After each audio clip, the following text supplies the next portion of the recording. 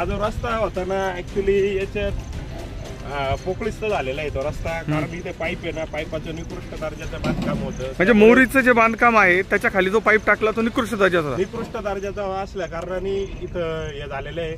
महिला वगैरे येतात, माणसांचं आणि पुढं समोर MIDC असल्यामुळे वाहतूक खूप असते. पर्यायी मार्ग म्हणून पण हा वापरला जातो नेहमी. आणि बजरंग नगरचे लोक या रस्त्यामुळे खूप त्रस्त आहे. अंधारात येताना त्यांना रात्रीची झोप लागत नाही. कोणी मुलगा वगैरे सर्व्हिसला असला तर काही होतं का काय.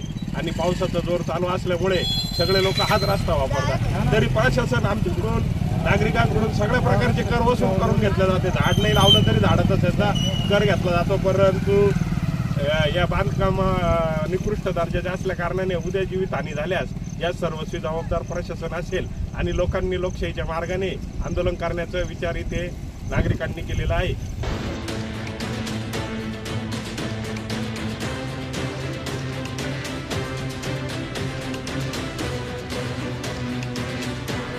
या रस्त्याने तुम्ही रोज जाता का? हो सर, या रस्त्याने मी रोज जाते. हा इथे एवढा मोठा खड्डा आहे, पावसा पाण्याचे दिवस आहेत, माणसांनी कसं ये जा करायची, लक्ष घातलं पाहिजे या रस्त्याने. हा जवळचा रस्ता पडतो आम्ही म्हणून या रोडनी येतो, पण हे रोजचंच झालेलं आहे. आता काहीतरी करा त्याच्या बाबतीत.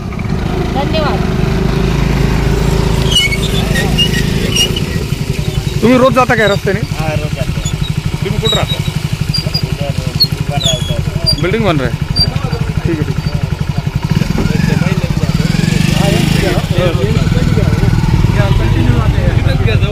थांबतो. त्यांना येऊ द्या आधी, मग तुम्ही जा. हां,